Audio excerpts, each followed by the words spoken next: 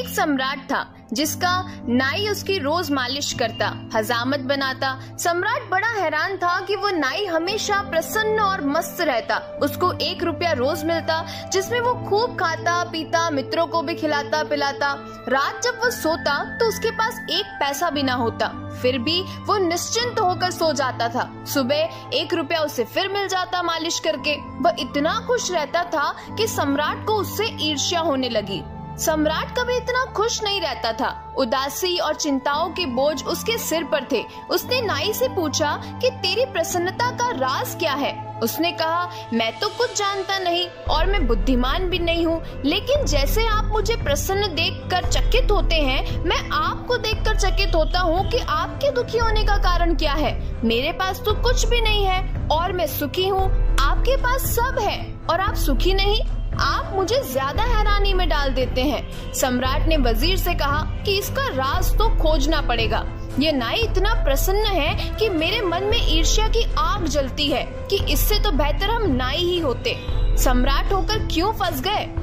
न रात को नींद न दिन का चैन है। रोज चिंताएं बढ़ती ही चली जाती है। एक समस्या हल करो 10 खड़ी हो जाती है। वजीर ने कहा, आप घबराइए मत, मैं पता लगाता हूँ। वजीर तो गणित में कुशल था। सम्राट ने कहा, पर तुम करोगे क्या? उसने कहा, कुछ नहीं, आप 2-4 दिन में खुद ही देख लेना। अब वजीर ने 99 रुपए एक थैली में रखकर रात को नाई के घर में फेंक दिए। जब सुबह नाई उठा तो उसने 99 रुपए गिने। अब वो चिंतित हो गया। उसने कहा, बस 1 रुपया आज और मिल जाए तो आज उपवास ही रखेंगे और 100 पूरे कर लेंगे। बस यहीं से उपद्रव शुरू हो गया। कभी उसने इकट्ठा करने का सोचा नहीं था। इकट्ठा करने की सुविधा भी नहीं थी। 1 रुपया मिलता था और वो पर्याप्त था जरूरतों के लिए।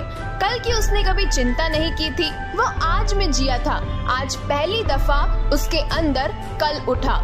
सिर्फ 1 दिन तकलीफ उठानी थी कि 100 हो जाएंगे। उसने दूसरे दिन उपवास कर लिया, लेकिन जब दूसरे दिन वह आया सम्राट के पैर दबाने तो वो मस्ती नहीं थी। वो उदास और चिंता में पड़ा था। कोई गणित चल रहा था उसके मन में। सम्राट ने पूछा, आज बड़े चिंतित मालूम होते हो। उसने कहा, नहीं हुजूर, कुछ भी नहीं, कुछ नहीं, सब ठीक है।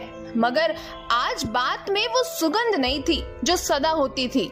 आज कुछ अलग था। सम्राट ने कहा, नहीं, मैं नहीं मानूंगा। तुम उदास दिखते हो, तुम्हारी आंखों में रौनक नहीं है। तुम रात सोए ठीक से? उसने कहा, अब आप पूछते हैं तो आपसे झूठ कैसे बोलूं?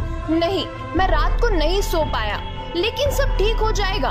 1 दिन की ही तो बात है। लेकिन वह चिंता उसकी रोज बढ़ती गई, क्योंकि 100 तो पूरे हो गए। अब वो सोचने लगा कि 100 तो हो ही गए हैं। अब धीरे धीरे इकट्ठा कर ले तो कभी 200 भी हो जाएंगे। अब एक एक कदम उठने लगा और वो 15 दिन में बिल्कुल ही ढीला ढाला हो गया। उसकी सारी खुशी चली गई। सम्राट ने कहा, बताओ मामला क्या है? मेरे वजीर ने कुछ कहा। वो चौंका।